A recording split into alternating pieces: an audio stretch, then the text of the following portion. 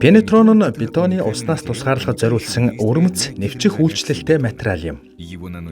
Түүнийг бетон хийцийн гадна ба дотор талаас хэрэглэх бөгөөд газар доорх байгууламждах ажлыг ихээхэн хөнгөвчлөдөг.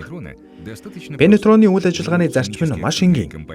Түүний химийн идэвхт бүрэлдэхүүн хэсгүүд нь бетон руу гүнзгий нэвтэрч, бүрэлдэхүүн хэсгүүдтэй урвалд орон тэнд уустдаггүй талс торыг үүсгэдэг. Тэдгээр талстууд бүх нөхс өв, микро анцав бүрийг дүүргэдэг байна.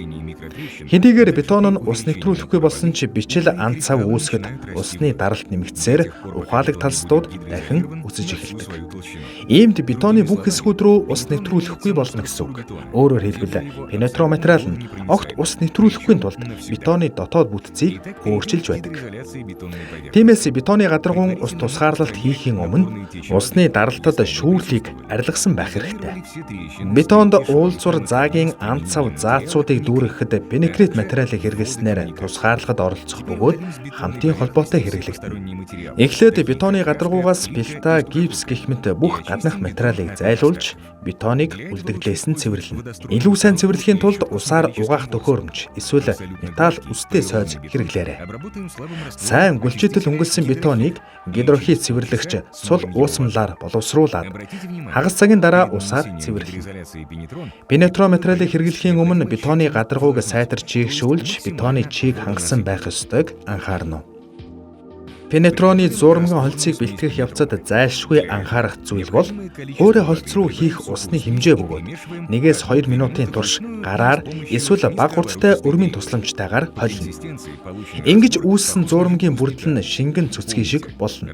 Хэрэглэх явцад тогтмол хутгаж зуурмган холцыг 30 минутын дотор хэрэглэх ёстой гэдгийг санаарай. Харин зуурмган холцод ус нэмхийг хатуу хориглоно. Пенетроны зуурмган холцыг 2 үе давхарлаж хэрэглэнэ. Эхний үеийг хийхин тулд нийлэг үстэй багс ашиглах юм уу? Тусгай шүршигч хэрэглэнэ. Гадаргуун 2 дахь үеийг тавихтаа аль хэдийн барьцалдсан шинэхэн эхний үе дээр давхарлаж түрхээд дахин чийг өгнө.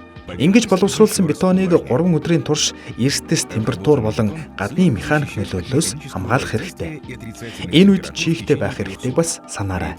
Ингийн тулд бетоныг полиэтиленийн хальсан уутаар хучих эсвэл үе усаар шүршиж чийгшүүлж болно. 14 хоногийн дараагаас боловсруулсан бетон дээр тусгай болон гоёл чимэглэлийн өнгөлгөө хийж болно. Тусгай болон гоёл чимэглэлийн өнгөлгөөний материалыг бетонтой илүү наалдуулахын тулд алмазын диск эсвэл металл сойз ашиглан гадаргуудах пенетрон уусамлын үлдэгдлээс цэвэрлэх хэрэгтэй.